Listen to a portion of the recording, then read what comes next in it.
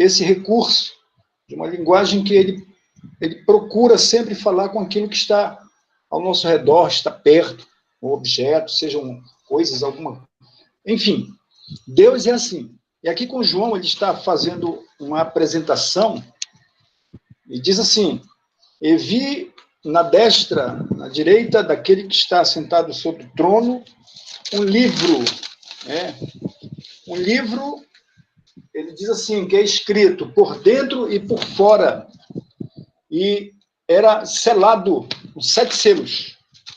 Interessante é que João sabe que livro é esse.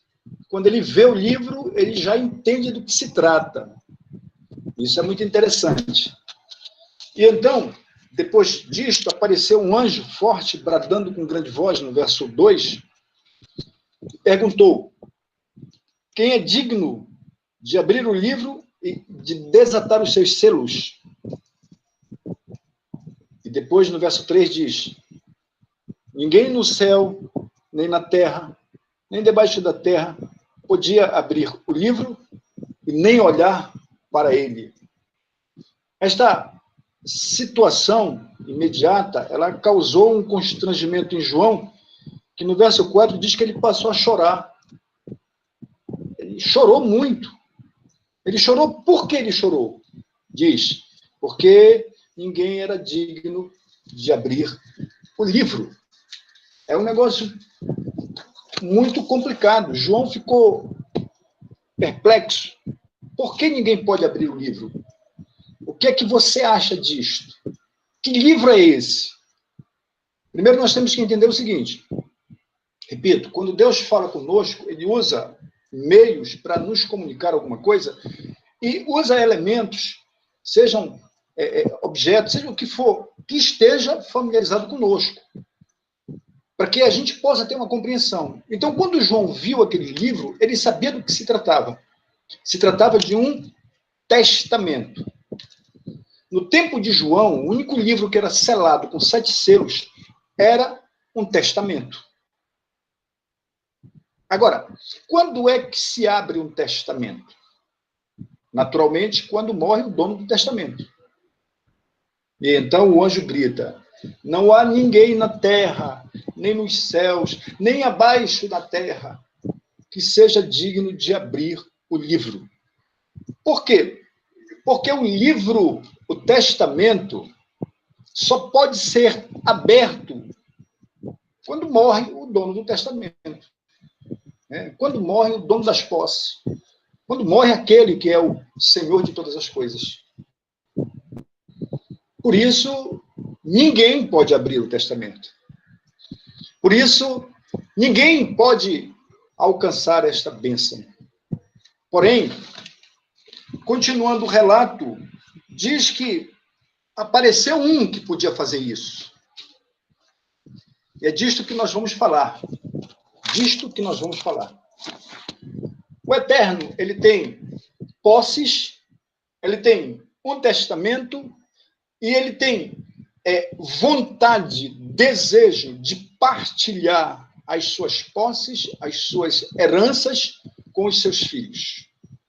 Porém, para que isto aconteça, há a necessidade de o dono do testamento morrer. Mas, como o dono do testamento não morre, então João chorou. João chorou, significando dizer que não havia possibilidade de abrir esse testamento. Repito, o testamento ele só é aberto quando morre o dono do testamento. E no testamento estão as posses que serão partilhadas com os herdeiros. Mas os herdeiros não receberiam posse enquanto não morresse o dono do testamento. Vocês estão compreendendo alguma coisa? Evangelho de João, capítulo 1, no versículo 14, é conhecidíssimo de vocês. E diz lá: e o verbo se fez carne e habitou entre os seres humanos.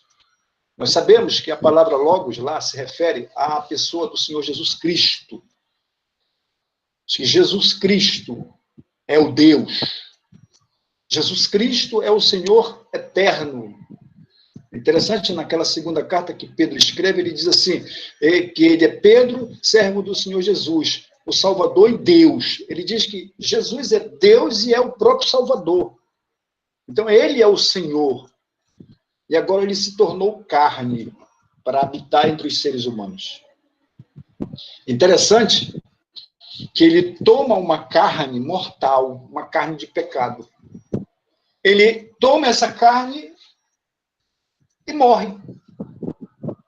Né? Ele tomou a carne de pecado e morreu. Foi pregado numa cruz. Morreu. Pergunto, agora, é possível abrir o testamento? Sim ou não? O que é que vocês acham? Pode ser aberto o testamento? Sim ou não? Sim. Claro que sim. É possível. Porque o dono do testamento morreu. Ele ressuscitou e nos foi feita a promessa de co-herança, co-herdeiros com ele. Nós agora somos herdeiros com ele, porque ele se tornou homem e nos colocou nesta condição de herança, de recebedor de herança, que o Eterno vai partilhar no final de todas as coisas. Vocês estão entendendo o que está acontecendo aqui? O que está acontecendo aqui é que o Criador do universo, o Santo e Criador do universo, Deus Supremo, ele entrou na humanidade para resgatar a humanidade do estado em que ela se encontrava, para trazer de volta, essencialmente, né? E esse ato que ele praticou, ontem eu falava aqui no grupo com a minha família, foi uma cartada que envolveu todo o universo. Ele apenas não morreu, mas ele deu uma cartada colocando todo o universo em jogo. Em outras palavras, tudo foi colocado para que nós pudéssemos ser salvos da situação em que nós nos encontrávamos. E agora depende de nós. Depende de cada um de nós. O Eterno fez a sua parte. Deu tudo por mim e por cada um de nós que está nesta sala. Ele fez. Tinha que fazer. E morreu. Né? A ressurreição é o fato que demonstra a grande vitória sobre todo o pecado, sobre todo o mal, sobre a morte. Então, esta vitória também ela passa a ser nossa. Ele nos dá essa vitória.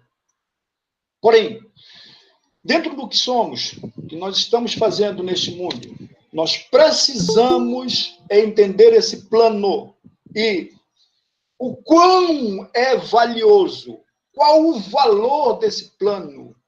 Se, porventura, o meu salário do final do mês, o meu emprego, o meu trabalho, a minha conta bancária valem tanto assim, né? Se, porventura, outras coisas que me rodeiam, às vezes nós trocamos esse valor celestial por coisas tão pequenas deste mundo. Já prestaram atenção nisto? Que às vezes a gente, por exemplo, não entra num projeto da igreja.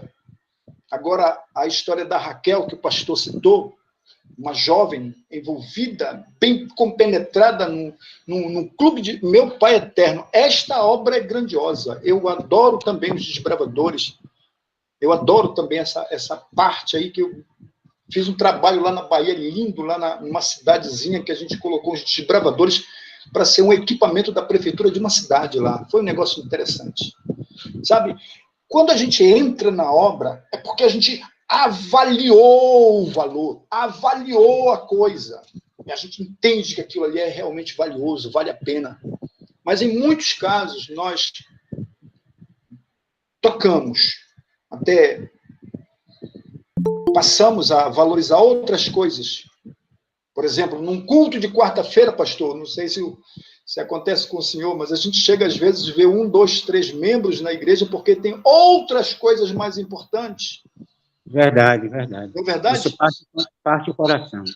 parte o coração. O que é que está acontecendo? Aonde nós estamos, como diz o texto lá de Mateus 6, aonde estiver o teu tesouro, ali está o teu coração. Né? Aonde nós estamos depositando valor. Né? Se aquilo que o Senhor Jesus Cristo fez para nós tem esse valor, então, meus amados, esse mundo acabou, não tem mais nada para nós. Tudo que esse mundo vem a oferecer não tem um valor que se dá. Né? Nós precisamos entender isso. E agora o Eterno escolhe um povo. No passado, o povo judeu.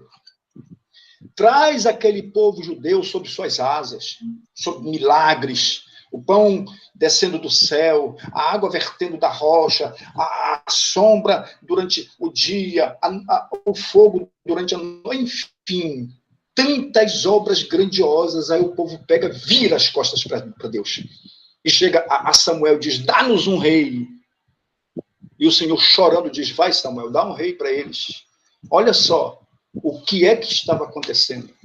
E agora o Senhor vem, no decorrer da história, até que em dado momento dessa história, aparece Daniel. E Daniel vem interceder pelo povo e diz, Senhor, perdoa o povo e tal. Aí o Senhor Deus diz, olha, eu vou determinar um período, tem 70 semanas determinadas aí, para que o povo abandone o pecado, a transgressão. Se o povo fizer isso, eu perdoo. Aí o que foi que o povo fez? Crucificou o Senhor. A ação desprezou o amor, desprezou o valor que o Eterno estava dando para eles. Agora o Senhor pega e se volta para um outro povo. E chega a esse outro povo e diz, eu estou aqui. Lá adiante, no capítulo desse livro de Isaías que nós estudamos, ele disse, me apresentei a um povo que não se chamava pelo meu nome, e eu disse, eu estou aqui. Estou aqui para servir vocês. Vamos abrir um texto que está em Mateus capítulo 22. A gente já está concluindo. Aqui é tudo milimetrado porque o tempo é medido pelo sistema. Capítulo 22 do Evangelho de Mateus diz assim. Preste atenção. Versículo 1 em diante. Então o Senhor Jesus Cristo, respondendo, contou uma história para o povo que estava presente. Verso 2, ele disse, o reino dos céus é semelhante a um certo rei que celebrou as bodas do seu filho. E então enviou os seus servos a chamar os convidados para as bodas, e estes não quiseram vir. A decisão é de cada um. O convite foi feito, mas não quiseram vir. Diz mais. Depois enviou outros servos dizendo, dizem aos convidados, eis que tenho preparado o meu jantar, os meus bois e cevados já estão mortos, e tudo está pronto. Venham para a festa. Então eles responderam, não fazendo caso de tudo isto, um foi para o seu campo, outro foi para o seu negócio. É aquilo que nós falamos ainda há pouco acerca de valorizar. Né? O que é que nós valorizamos? Nós valorizamos o que o Senhor Jesus Cristo fez por nós ou valorizamos as coisas desse mundo? Né? Eles aqui valorizaram as coisas do mundo. O seu campo, o seu trabalho, as suas atividades eram mais importantes. Não, depois, isso uma outra vez, quem sabe mais tarde. Ficam protelando, né? Ficam adiando. Aí o Senhor vem aqui no versículo 6. E outros, apoderando-se dos servos, ultrajaram e mataram. O Senhor Jesus Cristo está contando para eles a história deles com relação aos profetas, a história deles com relação ao relacionamento com Deus. Né? Então, o Senhor Jesus está contando a história para eles, a história deles. Eles não estão entendendo nada. Aí o Eterno diz aqui no versículo 8, então, disse aos servos, as bodas, na verdade, estão preparadas, mas os convidados não são dignos. É interessante. Para que você seja convidado a um casamento, porque no caso aqui é um casamento, você recebe o convite com pouca ou muita antecedência. Hein? É em cima da hora ou você recebe o convite com antecedência, com bastante antecedência? Para quê? Por que com antecedência? Para Para se preparar Para roupa. se preparar. Você está entendendo? Deus está dizendo que aquele povo tinha todo o preparo. Aquele povo lá tinha recebido com toda a antecedência. Tudo eles receberam, eles estavam preparados, bastava eles aceitarem e entrarem. Mas eles desprezaram, viraram as costas. É uma ação rebelde. Lá em Isaías diz, é um povo rebelde, Isaías 30, povo que não quer saber de Deus, não quer ouvir sua lei. Né? Aí o Eterno aqui no versículo 8, no versículo 9, então ele dá outra ordem. Ele diz agora, vão, chama os servos e diz, vão aos caminhos, convidai as bodas, todos quanto encontrardes. E os servos, saindo pelos caminhos, ajuntaram tantos os que encontraram, quer maus, quer bons, e a núpcia ficou cheia. A festa houve, a festa aconteceu, a festa ficou cheia. Né? Só que os convidados não eram dignos. E então agora Jesus, em cima da hora, diz, vai, chama, quantos vocês encontrarem por aí? Não importa quem seja, traga para cá. Para que participemos de uma festa dessa, a questão da antecedência, que a gente deveria se preparar, era para comprar roupa, e para se ajeitar e tudo mais, era tanta coisa. Aqui, para estes aqui, não houve tempo para isso. Não tinha tempo para preparo, não tinha tempo para nada. Mas o Eterno disse, eles vão entrar nas bodas, eles vão entrar na festa, não porque estão preparados, não porque têm convite, não porque eles são os melhores, mas porque eu quero que eles entrem na festa. Então é Jesus quem vai botar lá dentro da festa. E se não há vestes, ele vai comprar as vestes nupciais e vai nos dar. Esses aqui somos nós que não tínhamos linhagem, não éramos nada, não tínhamos nada, mas ele fez por nós tudo isso. E é ele quem vai nos colocar dentro da festa. Não é o que eu faço ou deixo de fazer que me qualificará para a entrada. Amém. Mas é ele que vai botar. E mais, está aqui. Eu não tenho a roupa, mas ele vai me dar, porque as vestes de justiça são dele, não minhas. Ele que vai fazer isso por mim. Por isso que Paulo fala na carta aos Gálatas, se eu não me engano, no capítulo 3, bem aqui no versículo 16. Deixa eu ver se eu acho o texto. Carta aos Gálatas, capítulo 3. Ele diz assim, Paulo falando acerca desses assuntos para os judeus, porque eles achavam que Paulo tinha traído o povo e agora não era mais judeu, estava pregando contra a lei, enfim. Aí Paulo diz bem aqui, ora, as promessas foram feitas a Abraão e à sua descendência. Não diz as descendências, como falando de muitos, mas com um só. E essa descendência é Cristo. Cristo é o descendente. E é por ele que nós vamos entrar. Então, nós agora temos o privilégio, e isso que eu acho interessante, quando eu ando e falo com as pessoas, na verdade, a gente quando começa a respirar essas coisas, as pessoas passam a olhar diferente para nós. Elas até chegam a dizer, uma vez eu terminei uma palestra, e eu achei engraçado isso, porque eram jovens, nós tínhamos ali perto de 1000 jovens, e me cercaram depois, aí começaram a perguntar algumas coisas, e um deles disse assim, professor, o senhor mente? Aí eu disse, não. Aí o outro rindo e já está mentindo, professor. Negócio muito engraçado. Mas é assim lá fora. As pessoas mentem naturalmente fazem as suas coisas, mas nós, os filhos de Deus, não mentimos. Nós não mentimos. E isso faz com que sejamos completamente diferentes. Nos olham assim, dizem que esse camarada não é daqui, não pode ser daqui. E você vai comer alguma coisa, aí alguém lhe oferece alguma coisa e você diz, não, eu não como essas coisas. Tá ok aí? Tá, né? Estão ouvindo, ok? Muito bem. Tá. Então, acontecem essas coisas assim.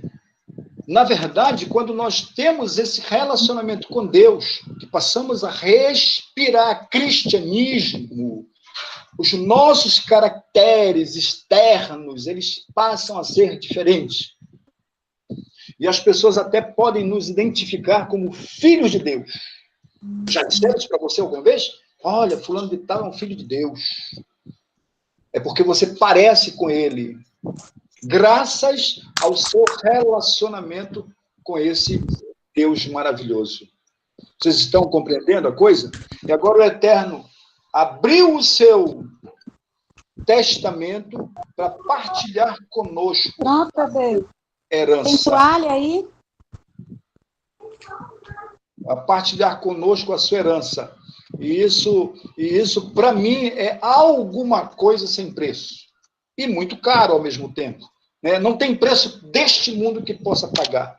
Portanto, meu amado, minha amada, se você, hoje de manhã, foi chamado para esta reunião, a palavra de Deus diz aqui, nós vamos finalizar com esse texto, deixa eu ver se eu acho, João, o Evangelho de João, capítulo 5, tem aqui no versículo de número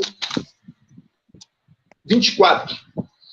Ele diz assim, Evangelho de João, capítulo 5, o versículo de número 24.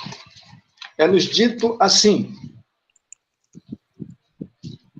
na verdade, vos digo, aquele que ouve a minha palavra e crê naquele que me enviou, olha só o verbo, tem a vida eterna. Você acredita nisso?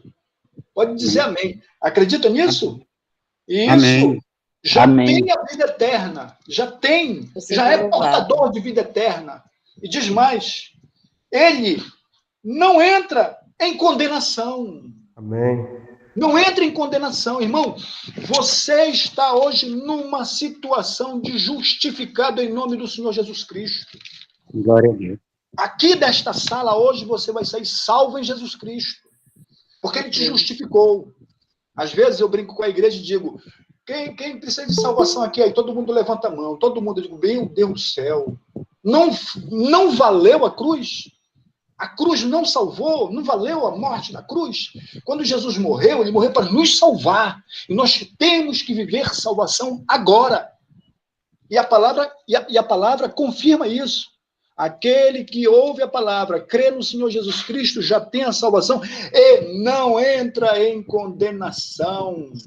Por quê? Porque nós temos um tribunal postado na eternidade e neste tribunal tem um advogado a teu favor.